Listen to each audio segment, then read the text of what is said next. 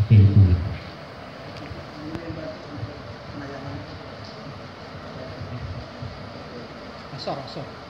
Asisten seorang. Assalamualaikum warahmatullahi wabarakatuh. Waalaikumsalam. Bismillah, alhamdulillah, wassalatu wassalamu ala rasulillah wa ala alihi wa ashabihi wa wala, amma ba'd. Malam ini malam yang berbahagia, dan tentu saja saya ikut bersama-sama menyaksikan peresmian pengajian Semansa Medan. Oh, itu kopiannya. Tadi saya berpikir Semansa itu apa?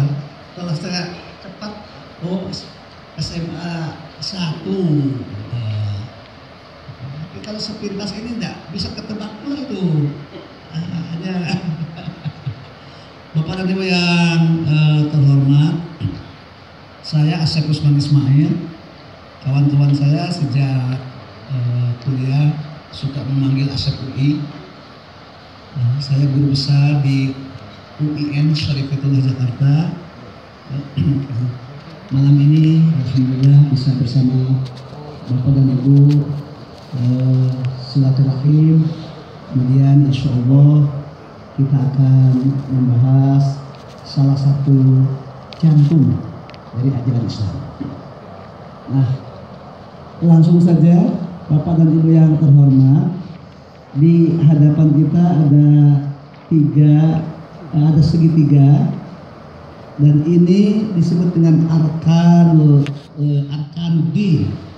Arkanuddin itu tiang agama atau esensi agama. Ada garis yang mendasar A ke B. Rasulullah SAW menyebutnya al-iman. Dalam hadis Rasulullah itu disebut al-iman. Kemudian berkembang menjadi akidah dan berkembang pula menjadi tauhid. Karena itu untuk garis A ke B ada 3 nama: iman, akidah, tauhid. Itu posisinya seperti kita sama-sama menyaksikan segitiga itu fondasi, itu landasan yang menyangga tegaknya segitiga ini. Tetapi landasan itu tidak bisa muncul ke permukaan, tidak bisa aktual kalau tidak ada 2 sisi yang menghubungkannya. Sisi yang pertama itu garis A ke C, itu syariah.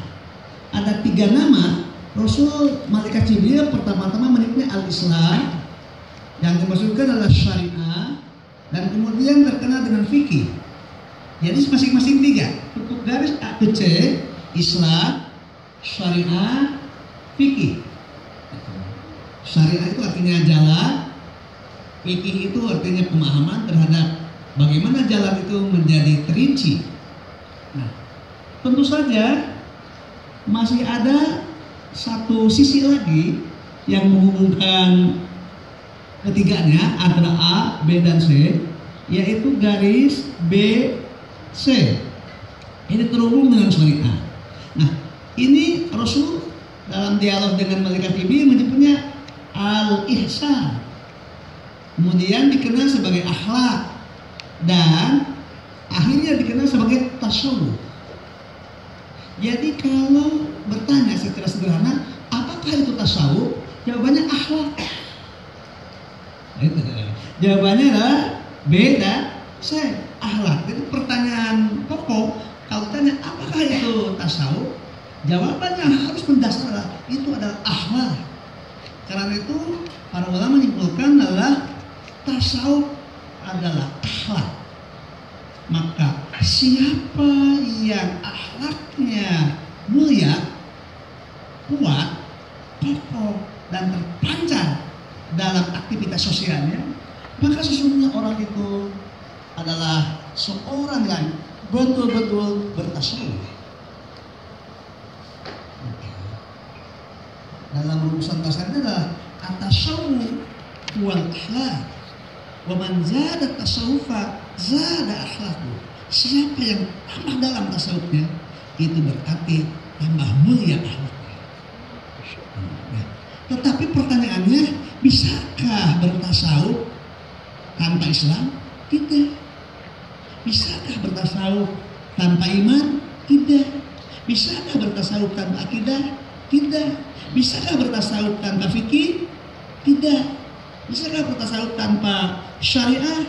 Tidak, karena ketiganya harus terintegrasi. Oleh sebab itu, ketika seorang yang mengaku dirinya berpandangan universal, dan saya tanya, memang asalnya seorang India beragama Hindu, lalu dia mengatakan tidak lagi mengatasnamakan agama, lalu memperlukan tasawuf, saya katakan nggak bisa tasawuf itu Anand Krishna yang di tahun-tahun awal tahun 99 masih berkibar, tapi di ujung tahun 2009-2010 sudah dipenjara.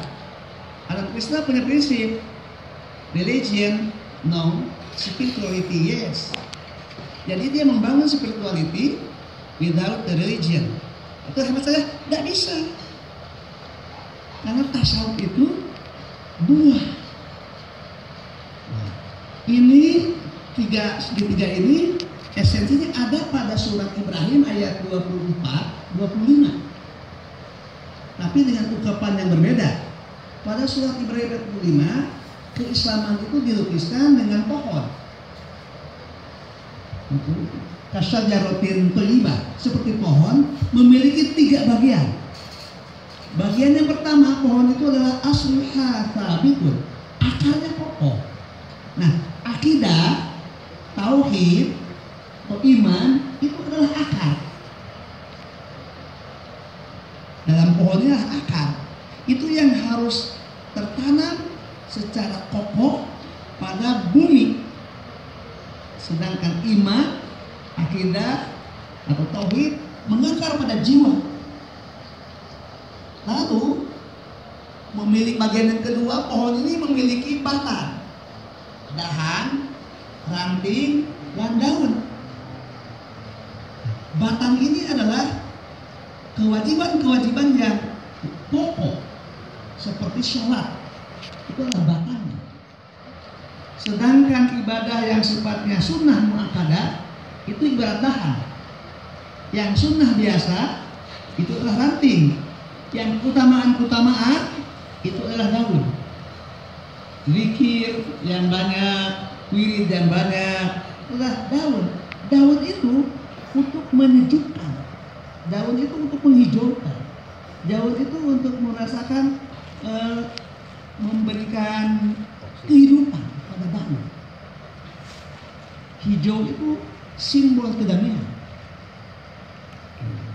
Nah, tetapi esensinya tidak di batang, tidak di dahan, tidak di daun.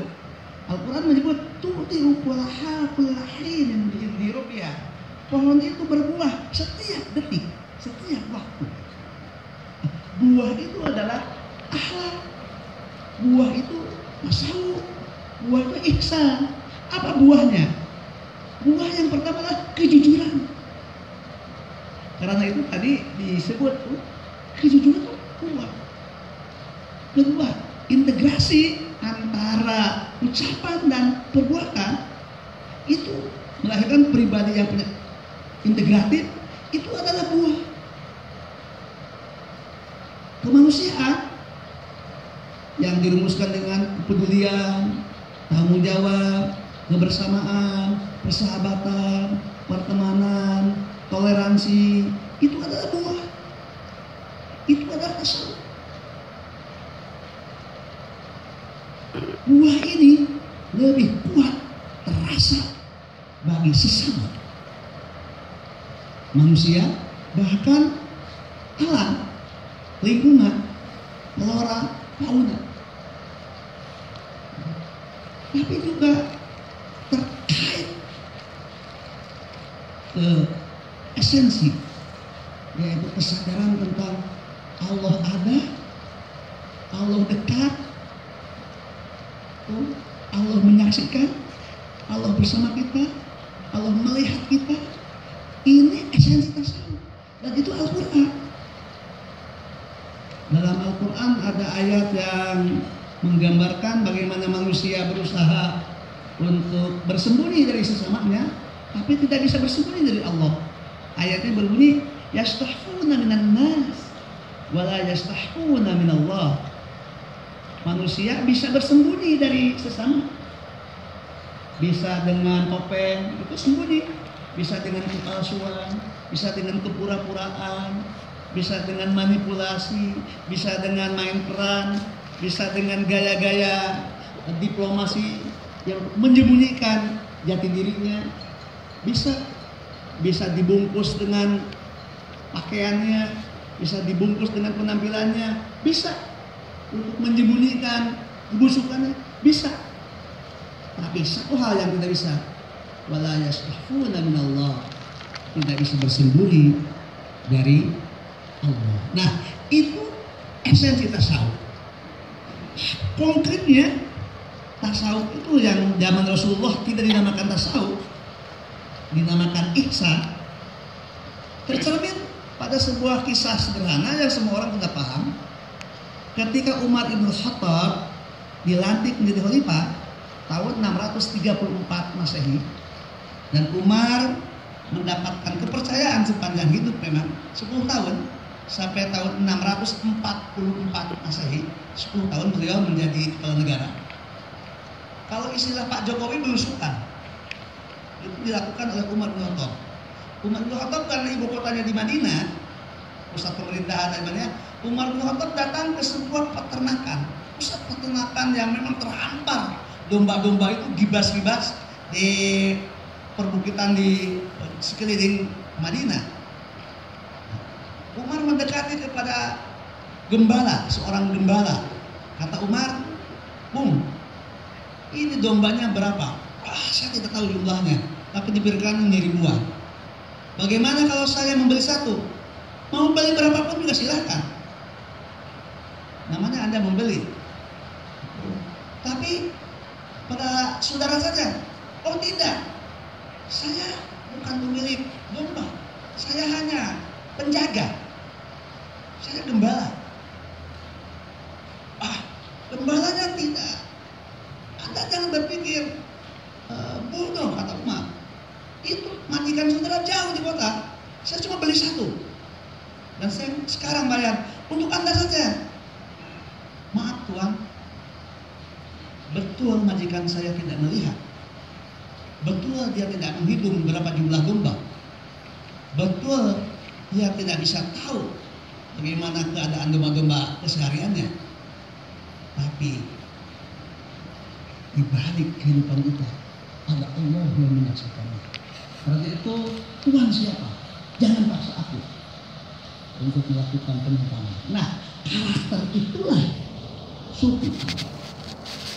Dia punya karakter ihsan, dia punya karakter akhlak, dia punya kejujuran, dia punya integritas, dia punya konsistensi, dia punya karakter kuat, kokoh seperti batu karang. Nah, sekarang ada 3 isu di Indonesia yang paling berat. Isu pertama adalah krisis integritas. Isu yang kedua, wabah korupsi. Biasa. Isu yang ketiga, solidaritas, yang disebut kebangsaan, yang disebut persaudaraan, yang disebut kemanusiaan. 3 isu Indonesia yang sekarang. Karena itu